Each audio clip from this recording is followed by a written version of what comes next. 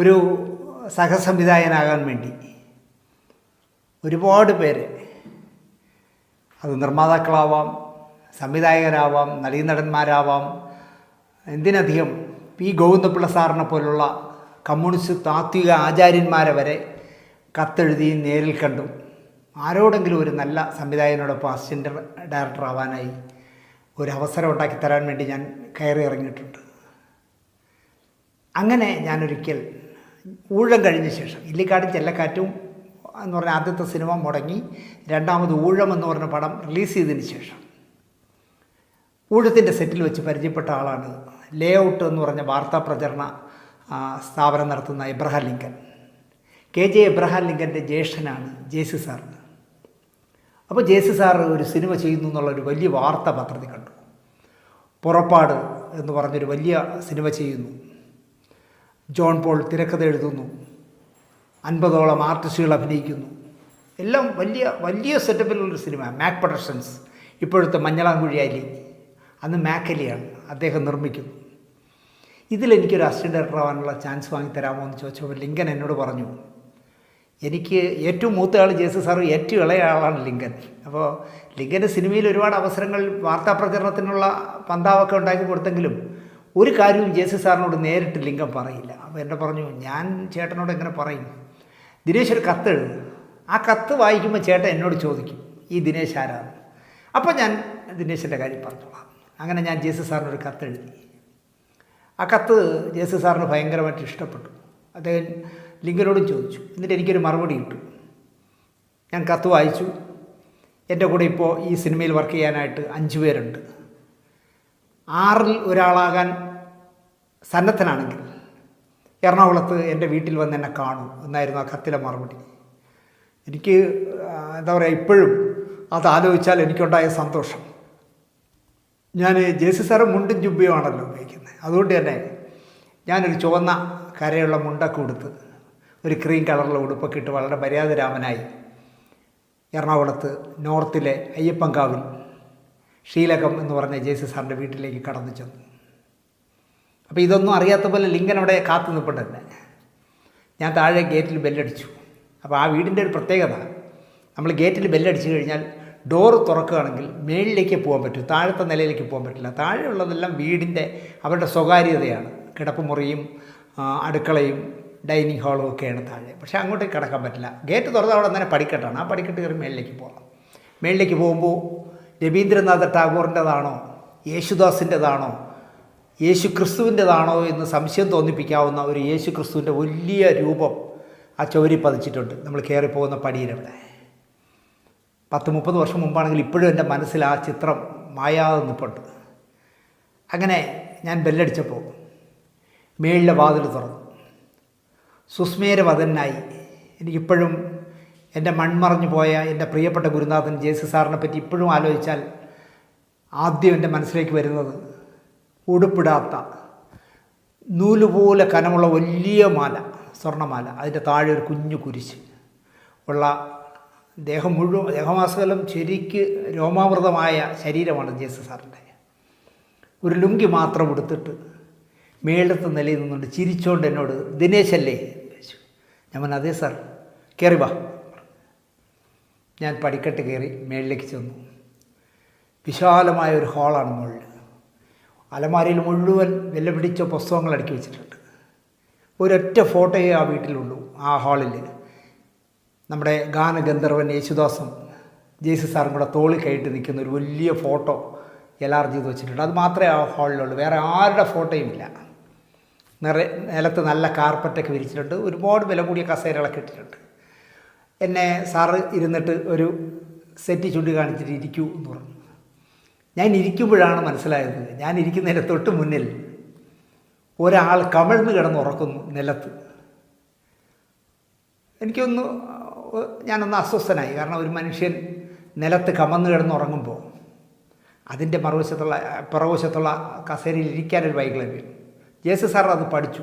Sir പറഞ്ഞു, ഇരിക്കുന്നതിനെ ശരിക്കും കിടക്കുന്ന ആളുടെ മനസ്സിലായോ എന്നിട്ട് ഞാനൊന്ന് പരിങ്ങി. ഇല്ല, സിനിമയിലെ MG സോമനാണ് ഈ കിടക്കുന്നത്.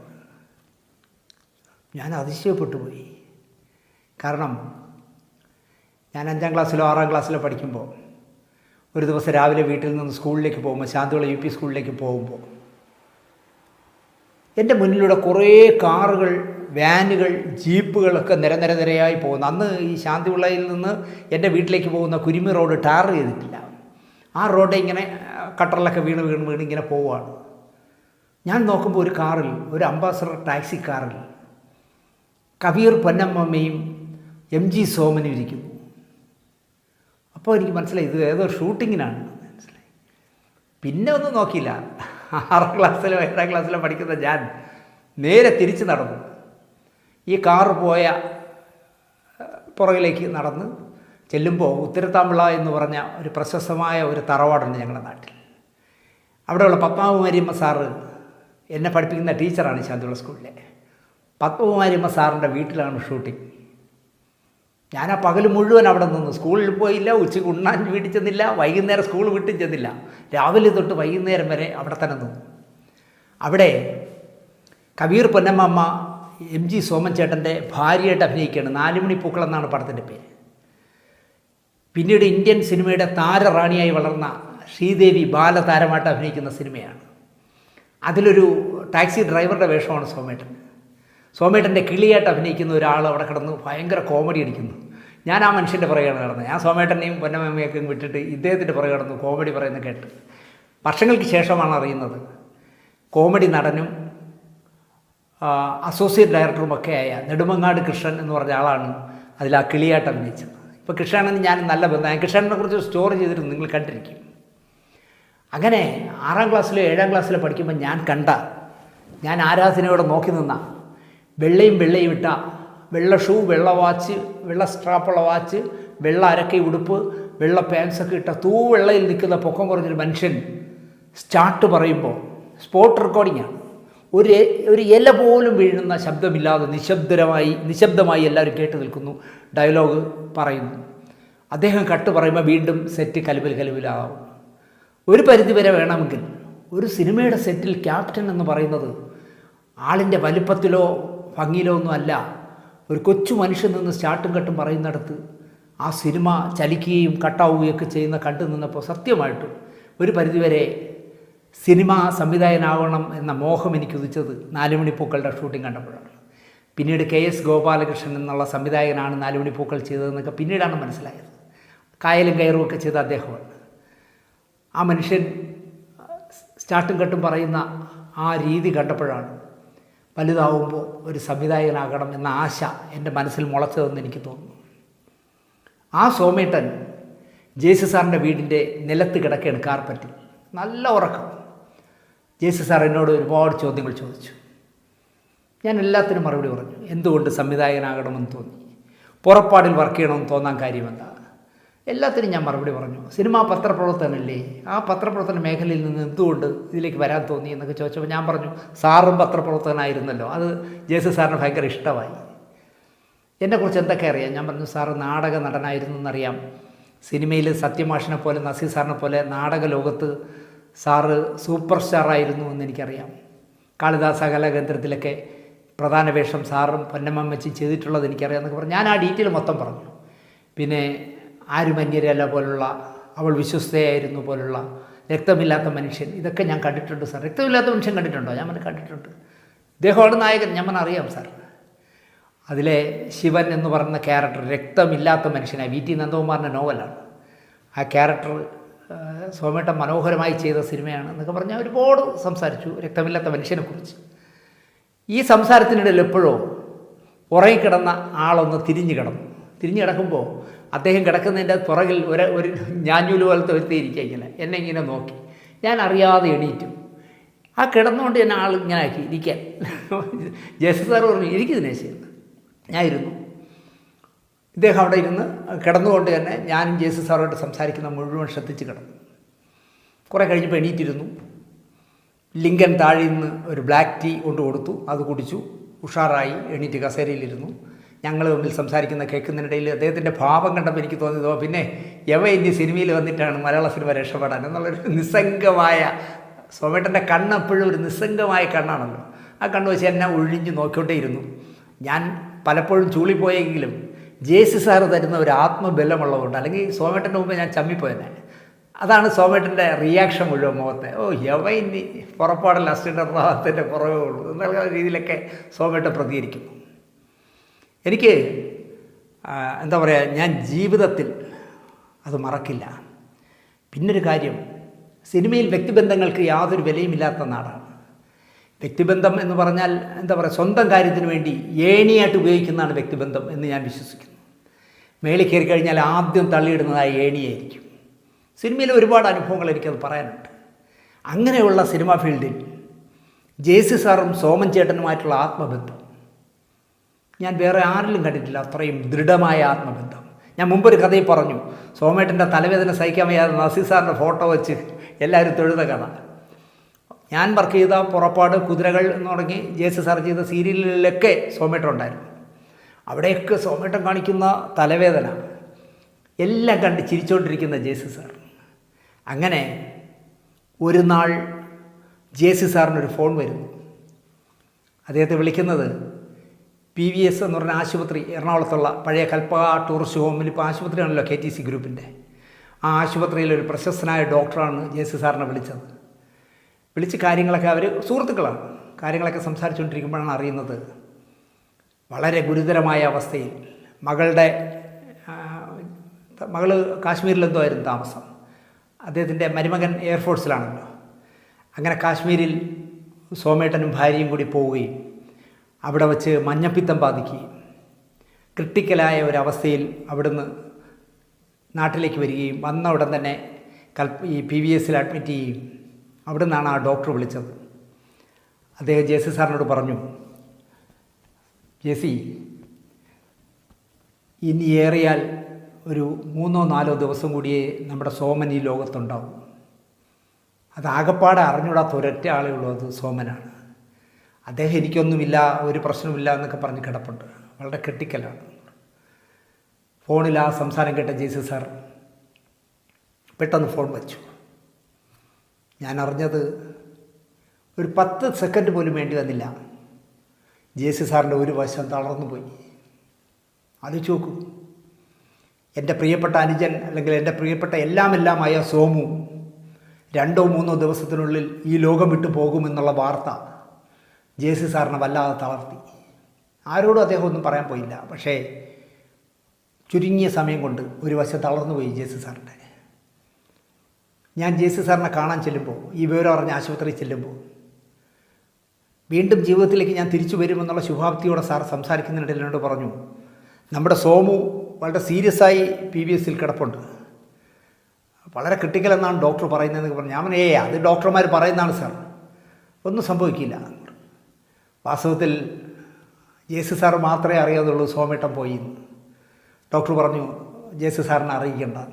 അങ്ങനെ ജെ.സി. സാർ അറിഞ്ഞില്ല തൻ്റെ പ്രിയപ്പെട്ട സോമൻ ഈ ലോകം വിട്ടുപോയി. പിന്നെ ദിവസങ്ങളോളം കഴിഞ്ഞിട്ട്, ആഴ്ചകളോളം കഴിഞ്ഞിട്ടൊക്കെയാണ് ആരോ പതിയെ MG സോമൻ ഈ ലോകം വിട്ട കാര്യം ജെ.സി. സാറിനോട് പറഞ്ഞത്. എനിക്ക് സോമേട്ടനെ കുറിച്ച് ആലോചിക്കുകയാണെങ്കിൽ ഒരുപാട് പറയാനുണ്ട്. ഞാൻ മുമ്പ് പ്രസാദ് സാറിൻ്റെ പ്രോഗ്രാം ചെയ്തപ്പോൾ ഞാൻ പറഞ്ഞു, മലയാള സിനിമയിൽ ഞാൻ വർക്ക് ചെയ്ത സിനിമകളിൽ സോമേട്ടനോ പ്രസാദ് സാറോ ഉള്ള സെറ്റുകളിൽ അവർ കൊണ്ടുവരുന്ന പുസ്തകങ്ങളും വാരികകളും വായിക്കലായിരുന്നു എൻ്റെ ഹോബിയെന്ന്. സോമേട്ടനുമായിട്ട് നല്ല ആത്മബന്ധമായിരുന്നു. ഇഴച്ച് സംസാരിക്കുന്ന സോമേട്ടൻ കാറിൽ നിന്ന് ഇറങ്ങുമ്പോൾ തന്നെ ചോദിക്കും, എവിടെടാ എൻ്റെ ശത്രു എന്ന് കേൾക്കും. എന്നെ വിളിക്കുന്നതാണ് ശത്രു. ഞാൻ ചിരിച്ചുകൊണ്ട് ഓടിച്ചെല്ലുമ്പോൾ, വന്ന ഇന്ന് എത്ര സീനാടാ എനിക്ക്? ഞാൻ പറയും, ചേട്ടാ മൊത്തം 9 സീനുണ്ട്. എനിക്കോ? അതെ. എടാ ഇത് എവിടെ കാണട്ടെ എന്ന് പറയും. ഞാൻ ആ 9 സീനിൻ്റെ സ്ക്രിപ്റ്റ് എടുത്തെടുക്കുമ്പോൾ തൂക്കി നോക്കും സോമേട്ടൻ. ഇത് ഇത്രയും ഞാൻ പറയാനുള്ളതാണോ? അല്ലേട്ടാ, അതിൽ ബാക്കി ഒരുപാട് ക്യാരക്ടറുകളില്ലേ? എടാ ഉണ്ടെങ്കിലും ഞാനല്ലേടാ നായകൻ. ഇത് മുഴുവൻ അഭിനയിക്കാൻ പ്രശ്നമില്ല, ഇതൊക്കെ ഞാൻ ഡബ് ചെയ്യണ്ടേ? സോമേട്ടൻ ചോദിക്കുന്നതാണ്. അങ്ങനെ കാക്കനാടുള്ള ഹിൽ വ്യൂ എന്ന് പറഞ്ഞ വീട്ടിൽ ഷൂട്ടിംഗ് നടക്കുകയാണ്. നാളെ ഡിസംബർ 6 ബാബറി മസ്ജിദ് പൊളിച്ച ആ കറുത്ത ദിനം. അപ്പോൾ കേരളം മുഴുവൻ നിശ്ചലമാവുന്ന കാലമാണ്. പക്ഷേ നമ്മൾ യൂണിറ്റൊക്കെ തലേ ദിവസം കൊണ്ടുവന്ന് ഹിൽ വ്യൂവിലിട്ടു. ചുരുക്കം ആളുകളെ മാത്രം കാറിൽ കൊണ്ടുവന്നാൽ മതി, ബാക്കി എല്ലാ സെറ്റപ്പും തലേ ദിവസം തന്നെ ഒരുക്കിയിട്ടു. രാവിലെ കൃത്യമായിട്ട് എല്ലാവരും എത്തുകയും ഷൂട്ടിംഗ് വീട്ടിനകത്തായതുകൊണ്ട് വലിയ കോമ്പൗണ്ടിനകത്താണ് ഹിൽ വ്യൂ. അങ്ങനെ ഷൂട്ടിംഗ് തുടങ്ങി വർക്ക് നടന്നുകൊണ്ടിരിക്കുമ്പോൾ സോമേട്ട എത്തി ഒരു 9:30-10 മണിയായപ്പോൾ. വന്ന വാക്കിലെ പ്രൊഡക്ഷൻ മാനേജരെ വിളിച്ച് പറയുകയാണ്, ബോട്ട് ജെട്ടിയിലുള്ള ഇന്ത്യൻ ഓഫീസിൽ നിന്ന് എനിക്ക് പരിപ്പോടിയും ചമ്മന്തിയും വേണം. നിങ്ങൾ ആലോചിച്ച് നോക്കൂ, കാക്കനാട്ടിൽ നിന്ന് ബോട്ട് ജെട്ടി വരെ പോകണമെങ്കിൽ എത്ര കിലോമീറ്റർ എന്ന് ആലോചിക്കണം. ഈ റോഡ് ഹർത്താലായി കിടക്കുമ്പോൾ പോകാൻ പറ്റുമോ? അല്ലെങ്കിൽ അവിടെ ചെന്നാൽ കോഫി വെച്ചിരിക്കുന്നു. അതൊന്നും സോമേട്ടന് അറിയണ്ട, എനിക്ക് പരിപ്പോടിയും ചമ്മന്തിയും കിട്ടണം. ആകെ പുലുവാലായി. ഞാൻ എന്നാലേ മേക്കപ്പ് ചെയ്യൂ എന്ന് പറഞ്ഞ് പുള്ളി ഇരിക്കുക. അങ്ങനെ എന്ത് ചെയ്യാൻ പറ്റും എന്നാലും ജേസി സാർ ഇതിലൊന്നും ഇടപെടില്ല. എനിക്കൊരു ബുദ്ധി തോന്നി. ഞാൻ രാവിലെ വന്ന് ഈ സെറ്റപ്പൊക്കെ ആവുന്നതിനിടയിൽ എതിർവശത്തൊരു കൊച്ചു പെട്ടിക്കടയിൽ ചായ ഉണ്ട്. അവിടെ ചായ കുടിച്ചിരുന്നു. അവിടെ തലേ ദിവസത്തേതാണോ ഇന്നത്താണോ എന്നറിയണ്ട, അവിടെ പരിപ്പോടെയും ഉഴുന്നോടെയും ഉണ്ട്. ഞാൻ പ്രൊഡക്ഷനിൽ ഒരു പയ്യനോട് പറഞ്ഞു, അവിടുന്ന് 10 ഉഴുന്നോടെ വാങ്ങിക്കാൻ പറഞ്ഞു. അല്ല, പരിപ്പോടെ വാങ്ങാൻ പറഞ്ഞു. എന്നിട്ട് ഹിൽ വ്യൂവിൽ ജോലിക്കുന്ന ഒരു സ്ത്രീയോട് ഞാൻ പറഞ്ഞു, കുറച്ച് ചമ്മന്തി അരച്ചൊരു വെള്ള ചമ്മന്തി എന്ന് പറഞ്ഞു. അവരരച്ചു തന്നു. അരച്ചു തന്ന് ഇതൊക്കെ റെഡിയാക്കി. ഒരു ഇദ്ദേഹം അക്ഷമനായിരിക്കുകയാണ്, മേക്കപ്പ് ഒന്നും ചെയ്യാതെ. ഞാൻ കൊണ്ടുവന്ന് ആധികാരികമായി ഈ പരിപ്പോടെയും ചമ്മന്തിയും മേശപ്പുറത്ത് ചേട്ടൻ ഇരിക്കുന്നതിന് മുമ്പ് കൊണ്ടുവച്ചു. അപ്പോൾ ആ ഉണ്ട കണ്ണുവച്ച് എന്നെ ഇങ്ങനെ നോക്കി. ഞാൻ ഒന്നും മിണ്ടിയില്ല. എവിടെ വെള്ളം കേട്ടു. അപ്പോൾ മിനറൽ വാട്ടർ വേണം. എവിടെ മിനറൽ വാട്ടർ? അപ്പോൾ ആ സീരിയലും കൂടെ അല്ലേ. അപ്പോൾ അതിലെ നായികയായിട്ട് അഭിനയിക്കുന്നത് ശാന്തി കൃഷ്ണയാണ്. ശാന്തി കൃഷ്ണയോട് ഞാൻ ചോദിച്ചു, എത്ര കുപ്പി വെള്ളം കൊണ്ടുവന്ന്? 2 ബോട്ടിൽ, ഒരു എക്സ്ട്രാ ഇങ്ങനെ തരുമോ? തിരിച്ച് വാങ്ങിത്തരാമെന്ന് അവരെടുത്ത് തന്നു. ഞാൻ ആ കുപ്പി കൊണ്ടുവന്ന് മിനറൽ വാട്ടർ കുപ്പി കൊണ്ടുവന്ന് മേശപ്പുറത്ത് അല്പം ശബ്ദത്തിൽ ഇടിച്ചു വെച്ചു. അത് സോമേട്ടന് കൊണ്ടു. സോമേട്ടൻ ഇങ്ങനെ നോക്കിയിട്ട് പറഞ്ഞു, പിന്നെ നിൻ്റെ ജാടയൊന്നും എന്നോട് വേണ്ട. ഞാൻ പറഞ്ഞു, എന്തു പറ്റി?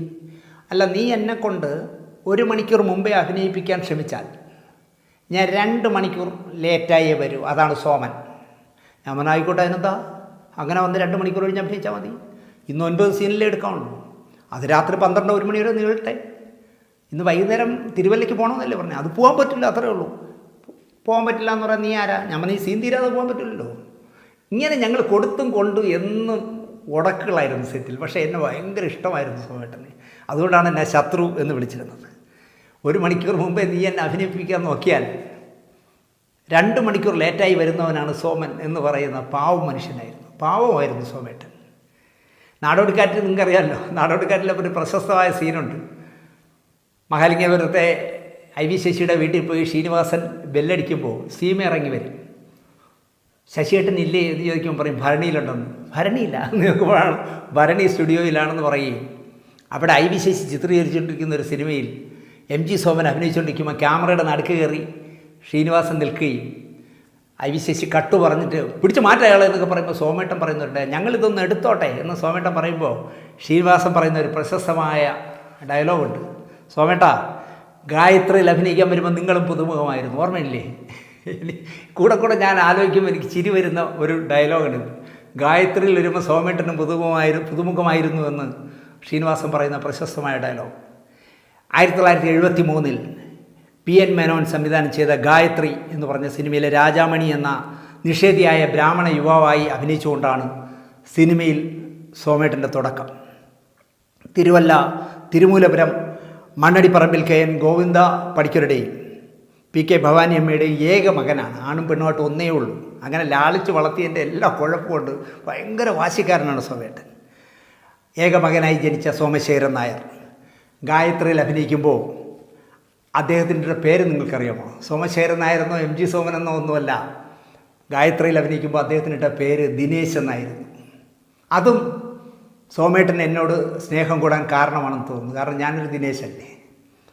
1941 സെപ്റ്റംബർ 28 സോമേട്ടൻ ജനിച്ചത്. 1997 ഡിസംബർ 12 ഈ ലോകം വിട്ടുപോയി സോമേട്ടൻ 56-ാമത്തെ വയസ്സിൽ. മഞ്ഞപ്പിത്തം ബാധിച്ചിരുന്നു, കരളിന് പ്രോബ്ലം ഉണ്ടായിരുന്നു.